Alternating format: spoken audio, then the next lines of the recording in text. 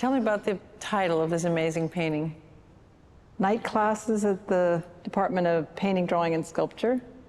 Something came over me, the sort of realization that if this is going to be a studio painting or based on the idea of a studio, that it had to really take on that idea of the red studio.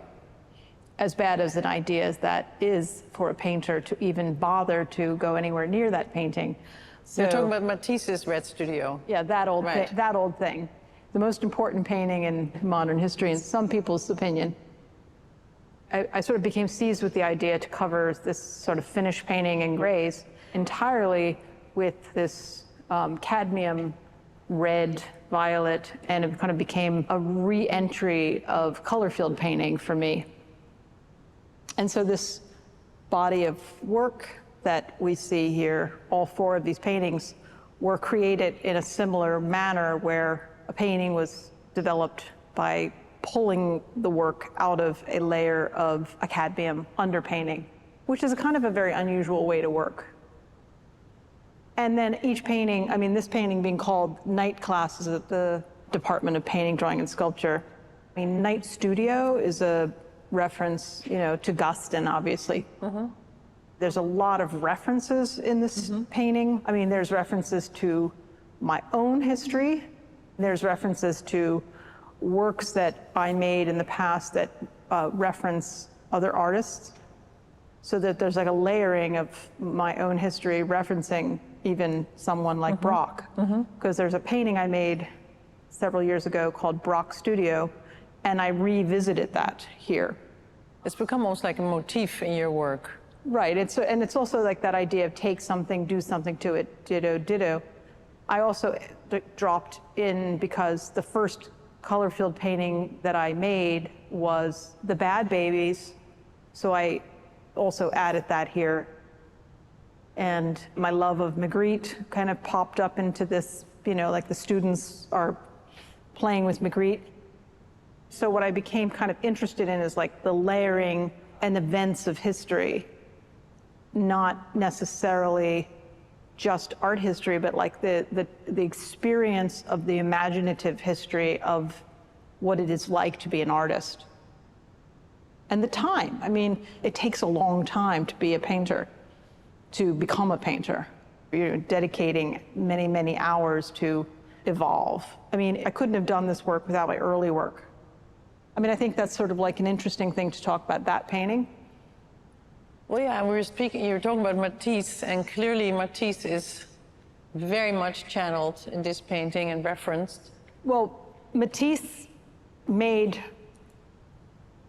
a pink painting called Pink Studio, and in this painting, actually, the Pink Studio that I'm painting is a lot closer to Matisse's Red Studio, devoid of human presence, devoid of figures, except for the figures that are present in the paintings as fiction. And this painting kind of started by just a notion that I had. I had taken a snapshot in my studio when I made a painting called Home.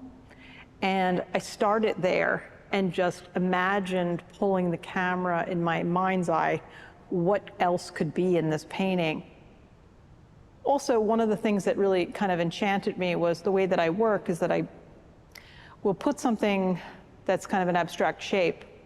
In this case, like this pillow, I had a rectangle on the floor in perspective.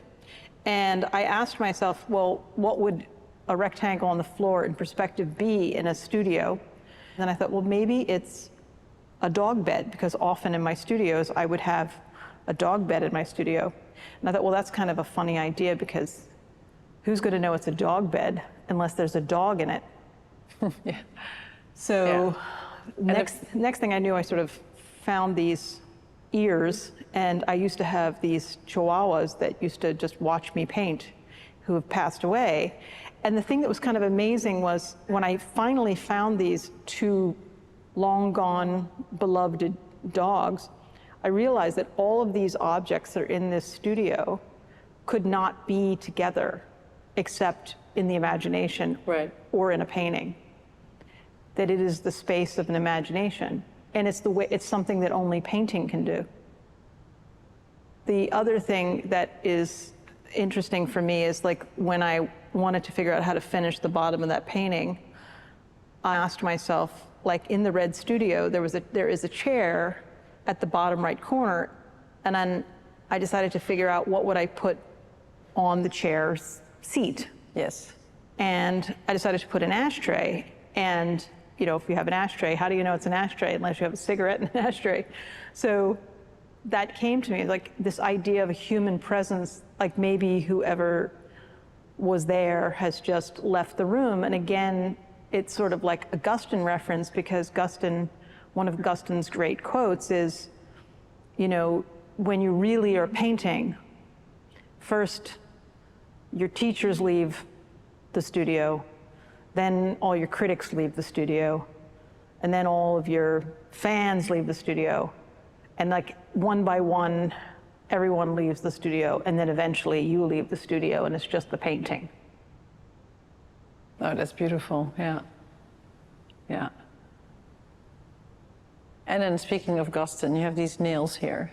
Guston took the nails from Renaissance art, so it's sort of like, everything is like layered and they mean something where there's a painting about the crucifixion, whereas here, because of the paintings that we have in the other room, maybe we should go around to the other room and talk a little bit about the nature of these paintings.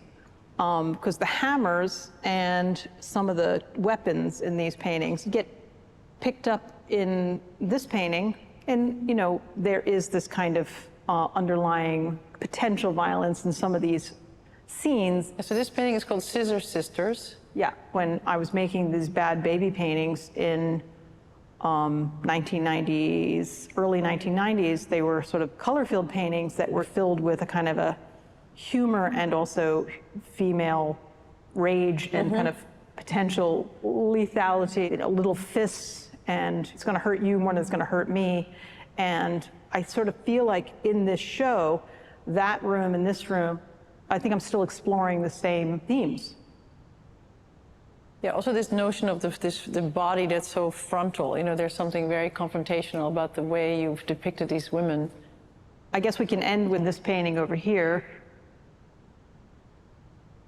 This is now called Bonfire Tondo, but I've been very obsessed with a Goya print where there's this very matronly woman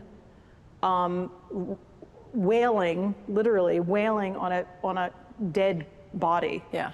And I remember looking at that and thinking, how angry do you have to be doing that? To go there, yeah. And there's just some image of like a bonfire that kind of kept coming back to me. But I kept wanting to kind of return to the bonfire in a kind of much more focused way. So I made these other studies that are in the show for the painting, but ultimately ended up with the bonfire. And I think one last thing I would just say is that there's a lot of crossing over in these two rooms. Like this painting is referenced over here. Like in this painting, this is the bonfire. Tondo is in here. But the funny thing is, Hannah, I painted this before I even decided to paint the bonfire Tondo. Right. I sort of discovered it here. Then Really? I went and ordered the canvas and just decided to paint it. Yeah. And I went to Yale, and you know, Joseph Albers was the big color teacher. One of the things that you would do when you took Albers' class is that you would work with color aid paper. This beautiful paper, and you would cut through these papers. So there's always these color classes with all of this color aid paper. And in this painting, I thought, what an interesting thing to kind of like use as a still life object to paint within a painting is color aid paper. Speaking of these two rooms referring to each other, you have the bonfire in this painting over here, this green painting, with the, this is like a very kind of intense painting, masterclass. But like, for example, this color was the color that I skim coated over the entire painting and then had to pulled the painting out of. But what I liked in this painting was like, we don't know who's the master, really. Like, you know, he's standing, but he looks kind of a little bit downtrodden. But this painting is one of my paintings. The painting is called Beach Fire, but the painting is about this big. Yeah. So I made this painting, the demonstration painting. And we've seen her before. You've made Yes, it. yes, and she is Helga, Yeah. from a painting I made in 1993. Like the idea of take something, do something to it, ditto, ditto, which comes from Jasper Johns, obviously. And, you know, this goofy painting back here, I tried to put in that painting where the clouds are, because I was trying to paint an inept abstract painting. They're art students, and they're like struggling with abstraction. Yeah, they're trying to get through something. They're trying, and I was like, what does it mean to like struggle to like figure out modernism and abstraction? They're trying to be very serious about it.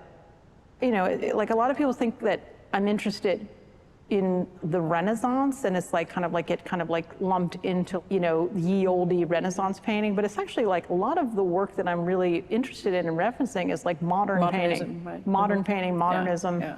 I mean, one of the things I really love about the Renaissance and Renaissance painting is like the more complex and spiritual things that they set out to do. But like somebody like Guston kind of also really appreciated those aspects of those paintings.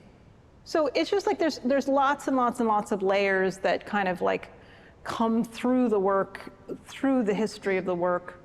And again, these paintings could not be made by a young person, because this is work that references work from 30, 35 years ago, and it's just sort of like lots and lots of layers and lots of memories, for better or worse.